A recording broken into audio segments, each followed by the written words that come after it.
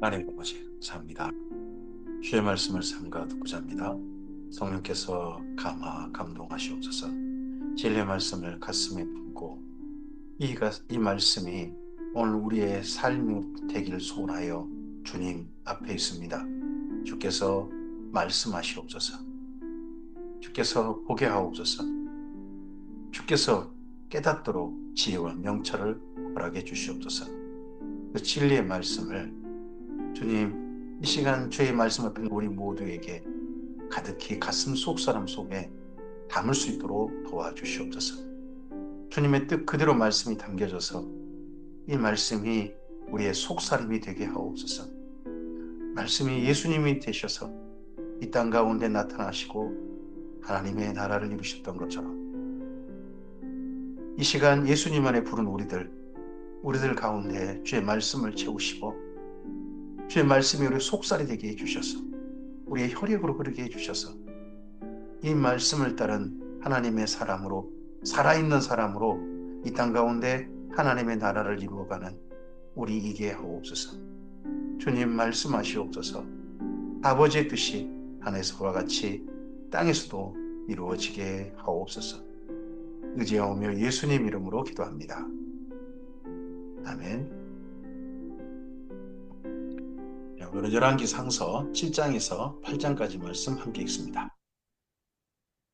솔로몬의 치적 그러면 크게 성경 속에 나타나 있는 것은 없습니다. 한 가지가 있다면 그건 성전 건축입니다. 다윗 왕의 최고 지적이 전쟁왕, 전쟁이라면 솔로몬의 최고 지적은 성전 건축일 겁니다. 그 성전 건축의 완공 그리고 성전 봉헌식이 오늘 말씀입니다. 7장, 8장이죠. 열왕기상서 7장입니다. 솔로몬이 자기 왕궁을 13년 동안 건축하여 그 전부를 종호하니라. 성전 건축은 7년, 자기 왕궁은 7년입니다. 왕궁은 시온산, 시온산 쪽이고요. 그리고 여기 성전은 모리아산입니다. 그 사이에 중앙 계곡이 있어요. 그가 레바논 나무로 왕궁을 지었으니 길이가 100규빗이요 너비가 50규빗이요 높이가 30규빗이라. 백향목 기둥이 4줄이요 기둥 위에 백향목 들보가 있으며 기둥 위에 있는 들보 45개를 백향목으로 덮었는데 들보는 한 줄에 15이요 또 창틀이 3줄로 있는데 창과 창이 3층으로 서로 마주대어 있고 모든 문과 문설주를 다 큰 나무로 네모지게 만들었는데 창과 창이 3층으로 서로 마주대하여 있으며 또 기둥을 세워 주랑을 지었으니 길이가 50규빗이요 너비가 30규빗이며 또 기둥 앞에 한 주랑이 있고 그 앞에 기둥과 섬돌이 있으며 또 심판하기 위하여 보좌의 주랑 곧 재판하는 주랑을 짓고 온 마루를 백향모로 덮었고 솔로몬이 거처할 왕궁은 그 주랑 뒤 곧 다른 뜰에 있으니 그 양식이 동일하며 솔로몬이 또 그가 장가든 바로의 딸을 위하여 집을 지었는데 이 주랑과 같았더라. 솔로몬의 왕궁은 크게 솔로몬이 실제 왕으로서 일할 곳과 거처할 곳, 두 곳이 크게 지어진 거죠. 3층으로 지어진 것 같습니다. 그리고 그와 비슷한 규모로 바로 옆에 나란히 솔로몬과 거의 같은 그 권위를 둔 거죠. 바로의 공주, 그의, 그녀의 그 왕궁도 바로 옆에 별궁을 지은 겁니다. 이 집들은 안팎을 모두 끼하고 다듬은 돌로 지었으니 크기대로 톱으로 켠 것이라.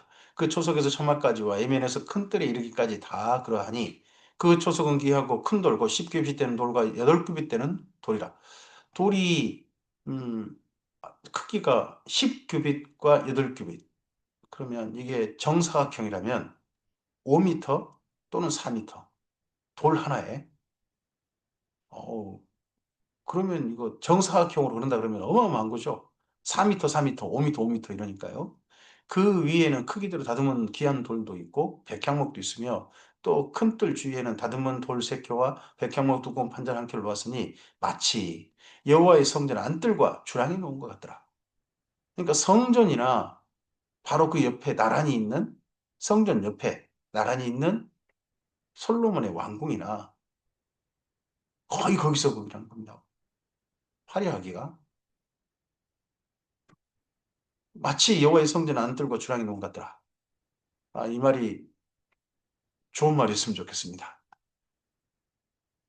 솔로몬 왕이 사람을 보내어 히람을 두로에서 데려오니 그는 납달리 지파 과부의 아들이요 그의 아버지는 두로 사람이니 노세 대장장이라. 이 히람은 모든 논일에 지혜와 총명과 재능을 구비한 자이더니 솔로몬 왕에게 와서 그 모든 공사를 하니라.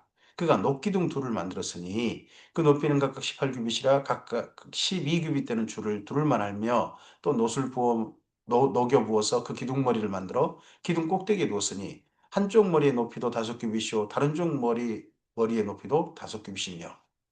마지막 최종적인 데코레이션, 최종적인 인테리어가 놋으로 모든 것들을 이제 설치하고 장식하는 겁니다. 그래서 가장 이 놋으로 하는 일은 두로 왕 히람이 자기 사람을 보내서 했는데 그 사람은 원래는 납달리 지파 사람이었던 모양입니다. 그가 두로 왕 히람 밑에서 일하다가 이곳에 왔다는 거죠. 음, 그리고 또 두로 왕 히람이 히람이라는 사람을 아 히람 하여튼 히람이라는 사람을 또 데려왔다는 겁니다. 아, 두로 왕 히람인데 또 여기 또 사람 이름도 히람인 거죠. 그가 와서 논일을 하는데 가장 첫 번째 한 일이 성전의 두 기둥을 말합니다. 기둥 꼭대기에 있는 머리를 위하여 바둑판 모양으로 얽은 그물과 사슬 모양으로 따은 것을 만들었으니 그 이 머리에 일곱이여 저 머리에 일곱이라. 기둥을 이렇게 만들었고 또 두 줄 석류를 한 그물 위에 둘러 만들어서 기둥 꼭대기에 있는 머리에 두르게 하였고 다른 기둥 머리에도 그렇게 하였으며 주랑 기둥 꼭대기에 있는 머리의 네 규빗은 백합화 모양으로 만들었으며 이 두 기둥 머리에 있는 그물곁 곧 그 머리 공같이 둥근 곳으로 돌아가며 각기 석류 200개가 줄을 이었더라. 기둥을 놋으로 만들었는데 그냥 밋밋한 게 아니라 정말 정교한 장식으로 한 거죠. 이 두 기둥을 성전의 주랑 앞에 세우되 오른쪽 기둥을 세우고 그 이름을 야긴이라 하고 왼쪽 기둥을 세우고 그 이름을 보아스라 했습니다. 야긴과 보아스. 우리는 흔히 보아스와 야긴 그러는데 야긴과 보아스 오른쪽을 먼저 왼쪽을 그 다음 야긴과 보아스 이 두 기둥 꼭대기에는 백합화 형상이 있더라. 이 두 기둥의 공사가 끝나니라. 또 바다를 부어 만들었으니 바다가 성전에서 쓰는 큰 물을 담는 그릇이죠. 여기에 전신을 담급니다. 그래서 이게 침례죠. 세례, 베타이즈 거기에 들어가다 나오는 겁니다. 그 직경이 10규빗이요. 그 모양이 둥글며 그 높이는 5규빗이요.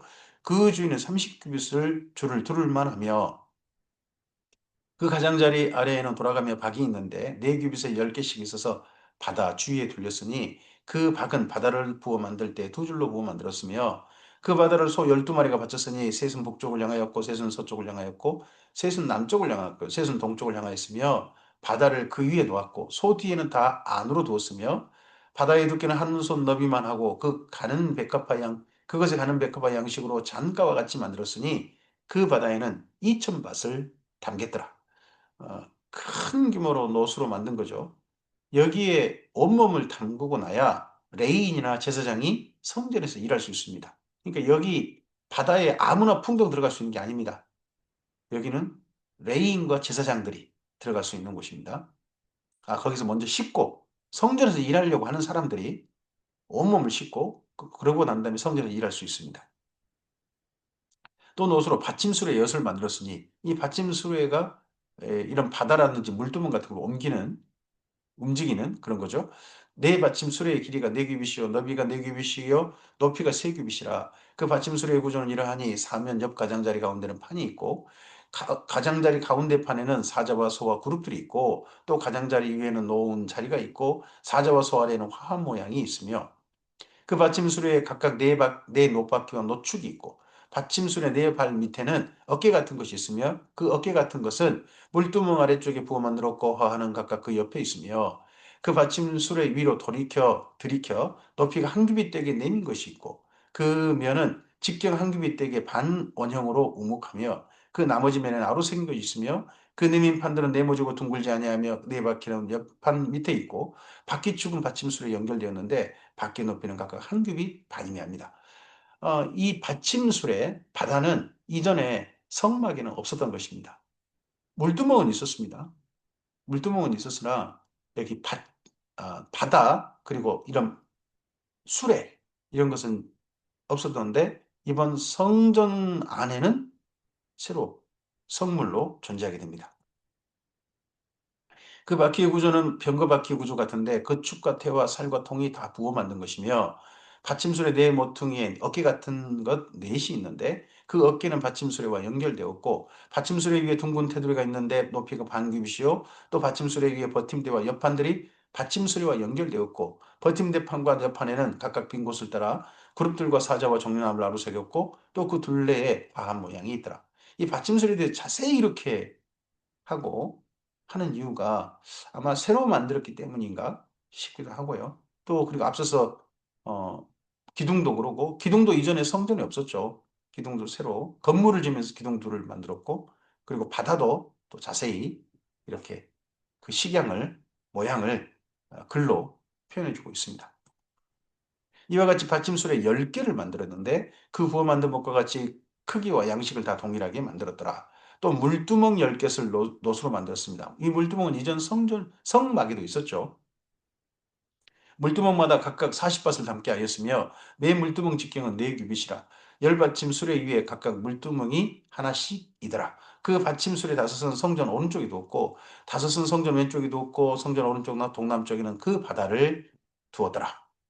히람이 또 물두멍과 부삽과 대접들을 만들었더라.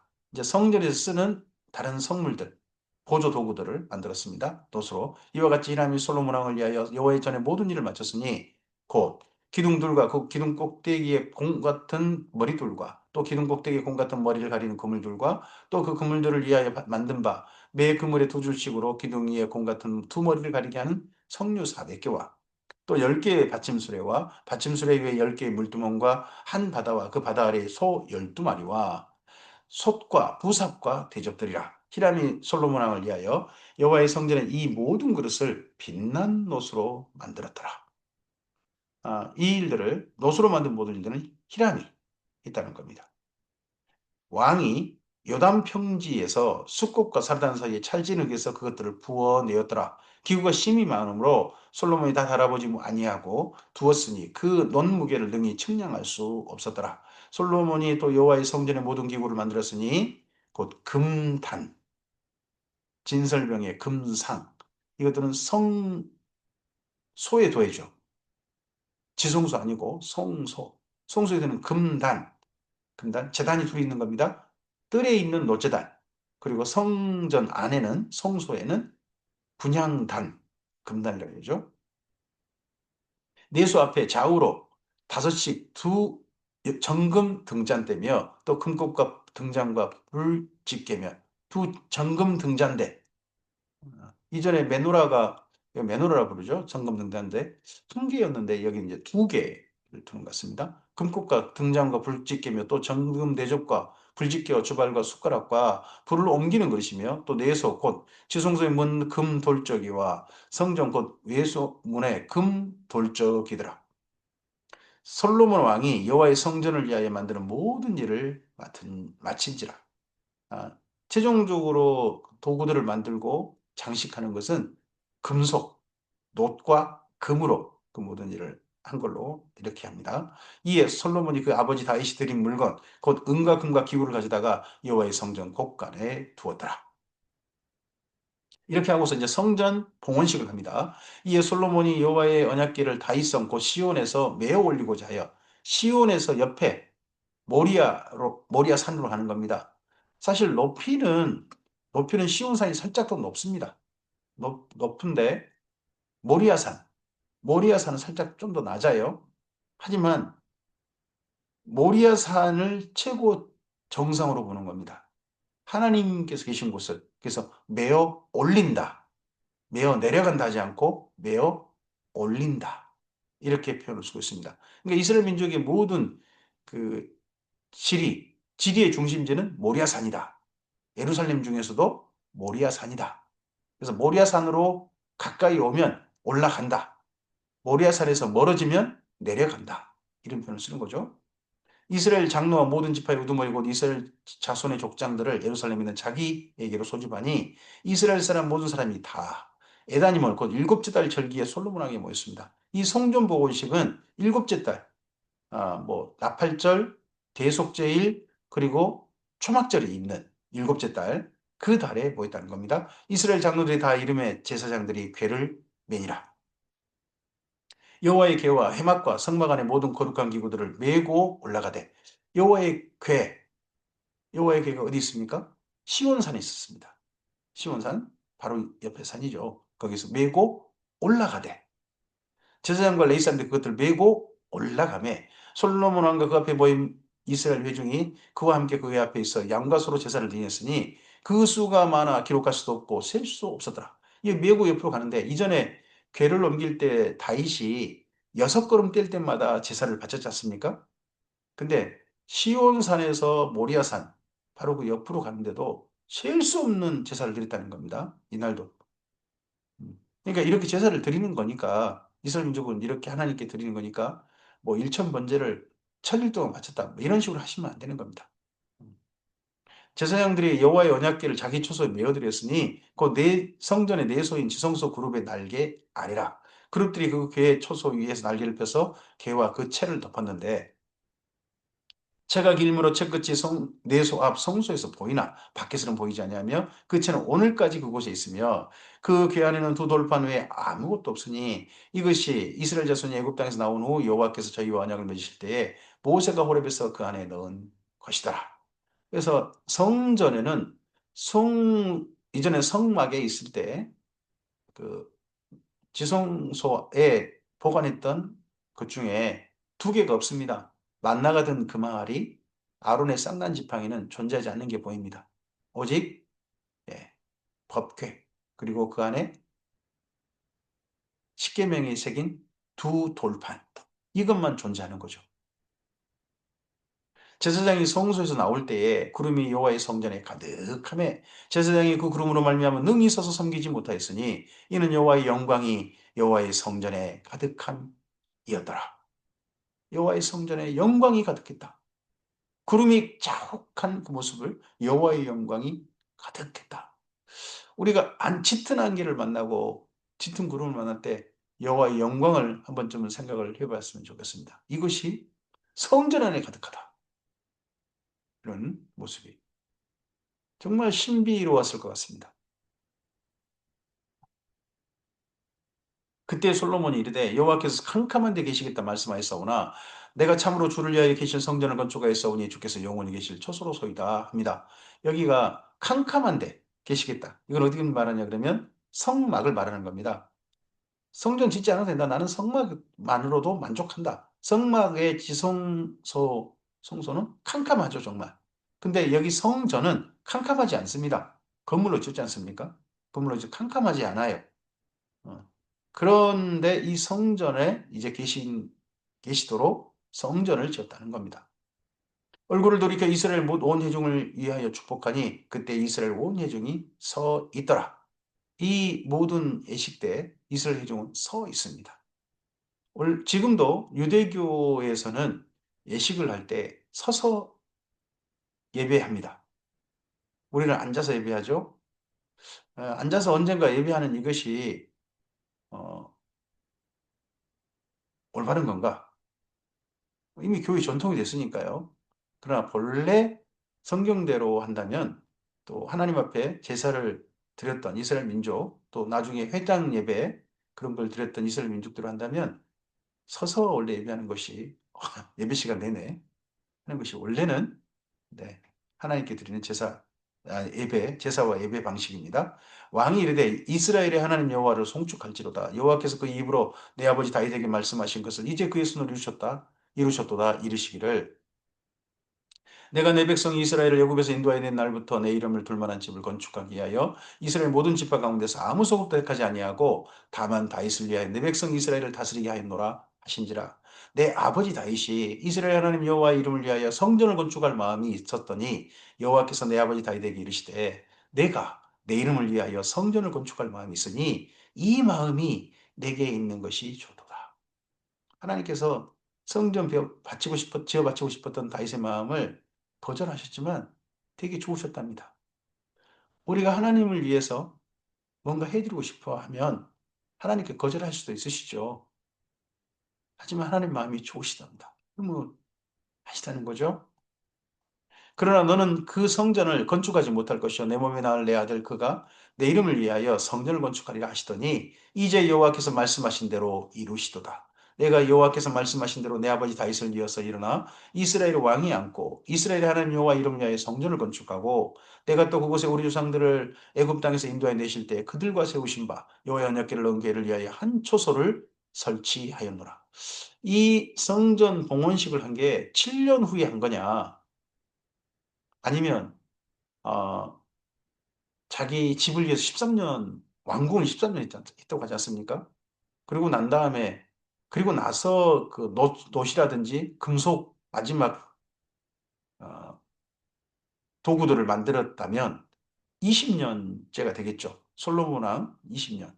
근데 그가 4년, 왕위에 즉위한 지 40년이니까 그가 왕이 된 지 24년째 정도의 성전 복원식을 한 거냐 하는 부분들은 뭐 정확하지는 않은 것 같습니다. 솔로몬이 여호와의 제단 앞에서 이스라엘의 온 회중과 마주서서 하늘을 향하여 손을 펴고 이르되 기도합니다. 이때 성전 봉헌식 때 솔로몬이 한 기도는 그 전문을 여기 열왕기 상서에 담았습니다. 기도문 전문을. 그렇다면 이 기도문은 단순히 그냥 한 게 아니라 정식으로 적어서 했을 기도문일 가능성이 높은 거죠. 그러니까 여기 열왕기 상서에 기록으로 남아서 그 기록이 정식 어떤 문서 같은 게 있어서 나중에 열왕기 상서에 그대로 옮긴 거겠죠. 이르되 이스라엘 하나님 여호와여 위로 하늘과 아래로 땅에 주와 같은 신이 없나이다. 주께서는 온 마음으로 주의 앞에 행하는 종들에게 언약을 지키시고 은혜를 베푸시나이다. 주께서 주의 종 내 아버지 다윗에게 하신 말씀을 지키사 주의 입으로 말씀하신 것을 손으로 이루심이 오늘과 같으니이다.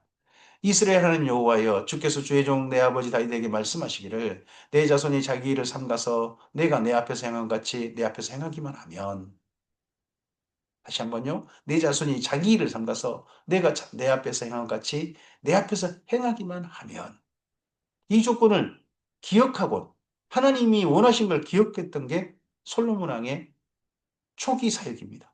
여호와를 사랑한 초기 사역입니다.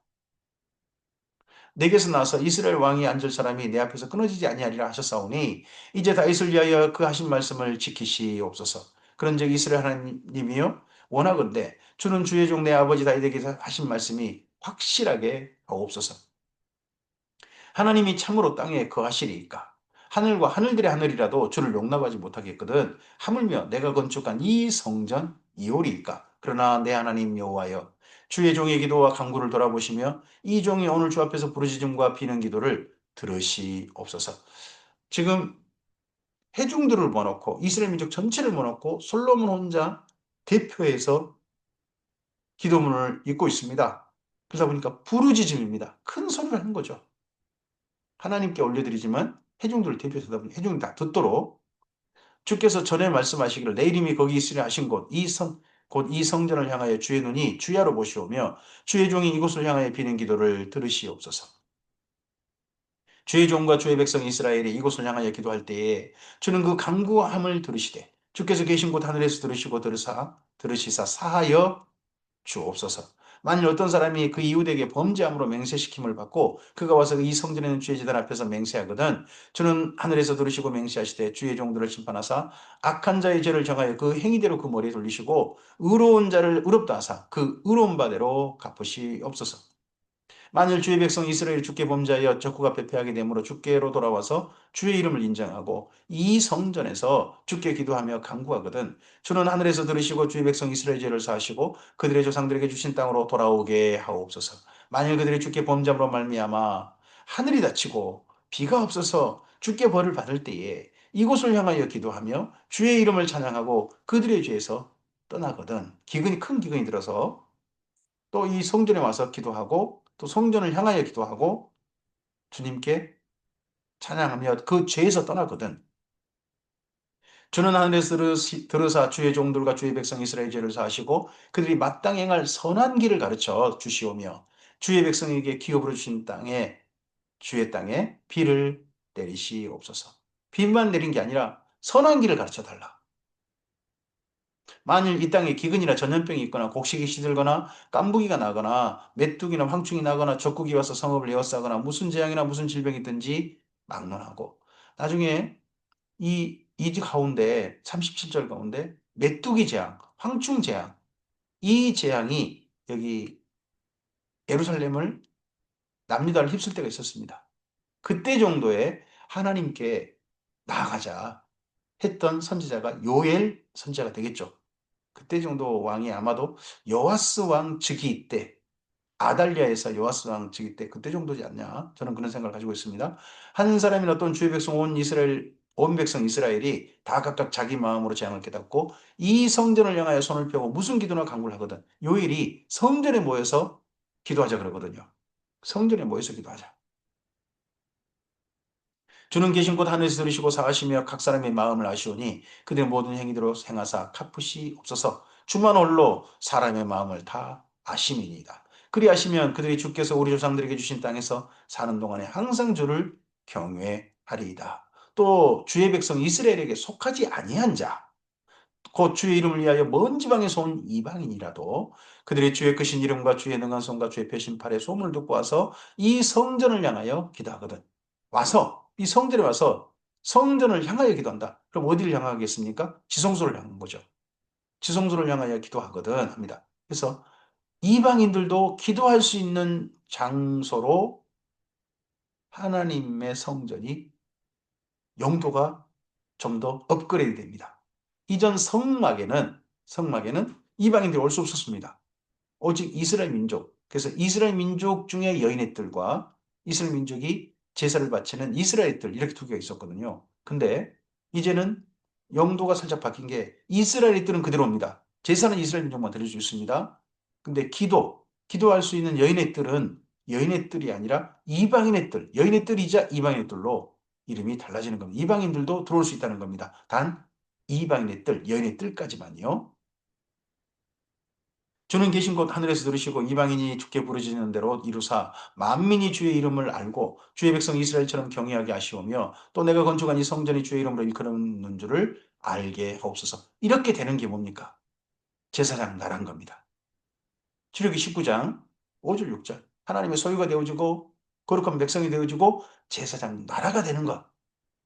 이 성전을 통하여서 이방인들도 여호와 하나님께 바알이나 아스타롯이라든지 밀곰이라든지 바알세분이나 이런 것들 다 버리고 다곤 이런 거 다 버리고 그리고 하나님께 나오는 여호와 하나님께로 나오는 그런 일이 있기를 이 성전으로 말미암아 주의 백성이 그들의 적국과 더불어 싸우고자 하여 주께서 보내신 길로 나갈 때에 그들이 주께 택하신 성읍과 내가 주의 이름을 위하여 건축한 성전이 있는 곳을 향하여 여호와께 기도하거든 주는 하늘에서 그들의 기도와 간구를 들으시고 그들의 일을 돌아보옵소서.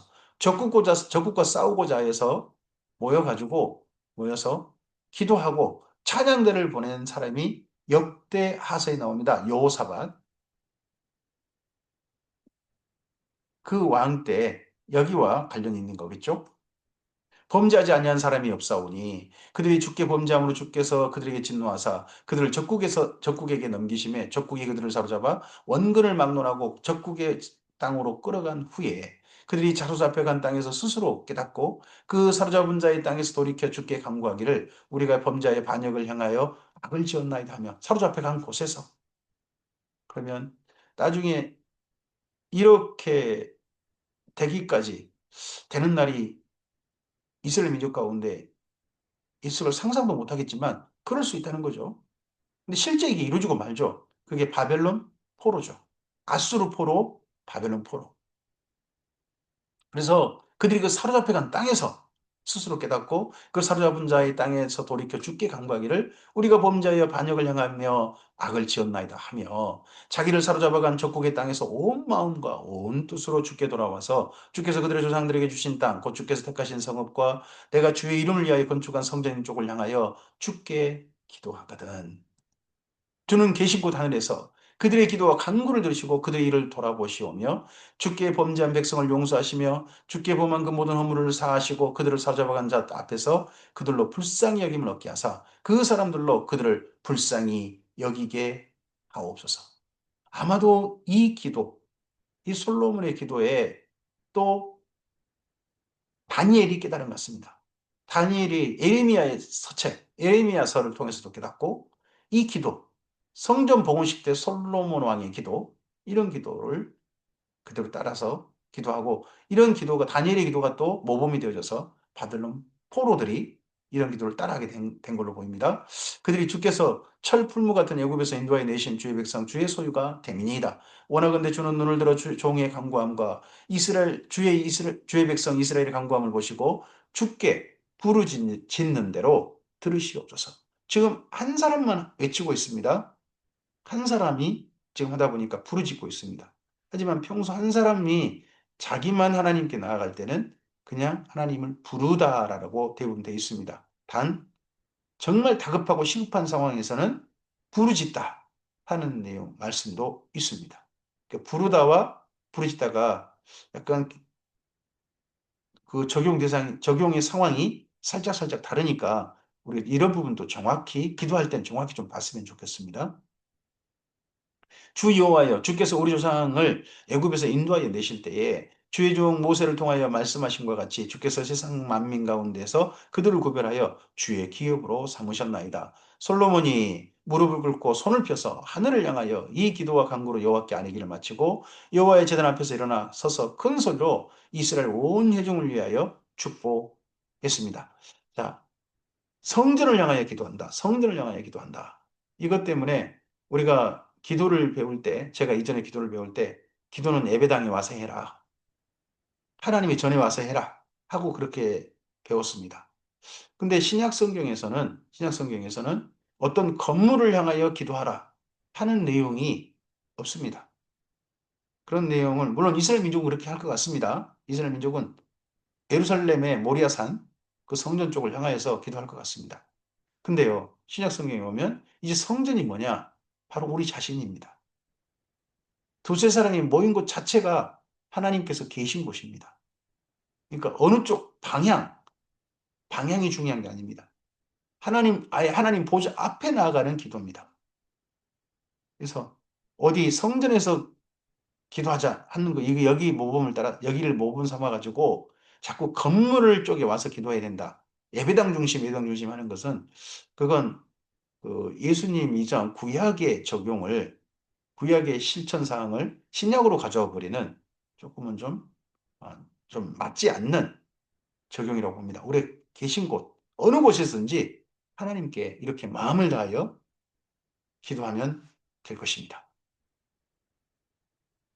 이제 이제부터 솔로몬의 축복입니다. 회중을 향한 축복이죠. 여호와를 찬송할지로다. 그가 말씀하신 대로 그의 백성 이스라엘에게 태평을 주셨으니 그중 모세를 통하여 물은 말씀하신 그 모든 좋은 약속이 하나도 이루어지지 아니함이 없도다. 우리 하나님 여호와께서 우리 조상들과 함께 계시던 것 같이 우리와 함께 계시옵고 우리를 떠나지 마시오며 버리지 마시옵고 우리의 마음을 주께로 향하여 그의 모든 길로 행하게 하시오며 우리 조상들에게 명령하신 계명과 법도와 율례를 지키게 하시기를 원하오며 주 여호와 앞에서 내가 간구한 이 말씀이 주야로 우리 하나님 여호와께 가까이 있게 하시옵고 또 주의 종의 일과 주의 백성 이스라엘의 일을 날마다 필요한 대로 돌아보사 이에 세상 만민에게 여호와께서만 하나님이시고 그 외에 없는 줄을 알게 하시기를 원하노라.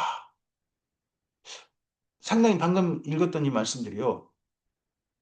내용상 어디하고 상당히 좀 가깝냐 그러면 지금 예수님께서 가르쳐준 주기도문 형식 있지 않습니까?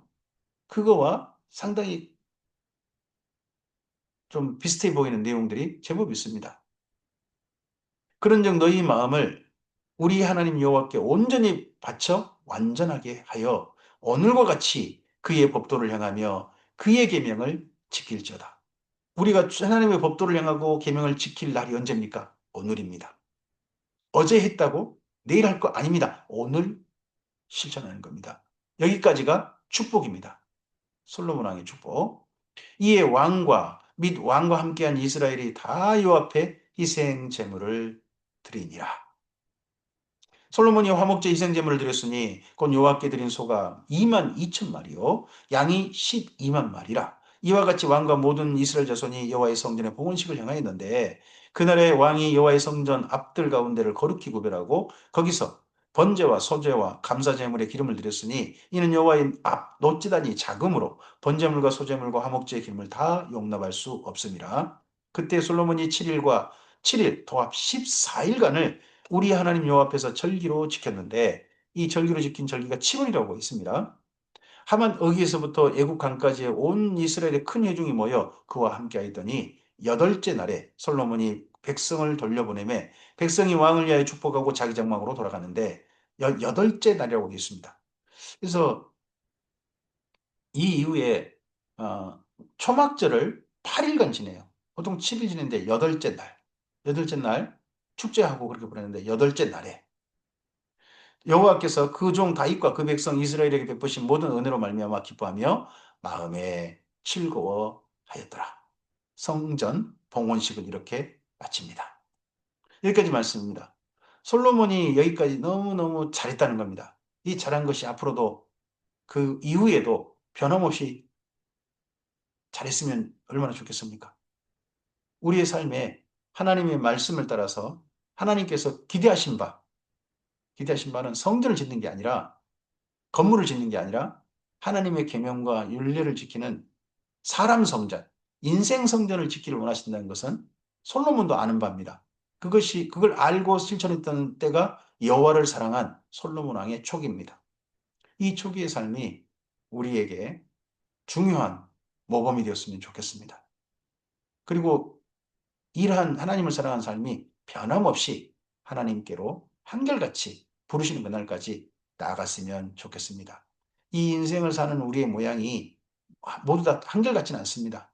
하지만 그 모든 날 속에 다윗처럼 변함없이 하나님을 사랑한 그 삶은 이어졌으면 좋겠습니다. 이 하루 하나님을 사랑하고 주의 계명을 따르고자 하는 하나님 말씀대로 우리의 삶을 죽게 드리고자 하는 인생 성령을 짓고자 하는 모든 주님의 사람들에게 성령의 충만하신 역사와 인도하심이 가득하시기를 축복합니다. 감사합니다.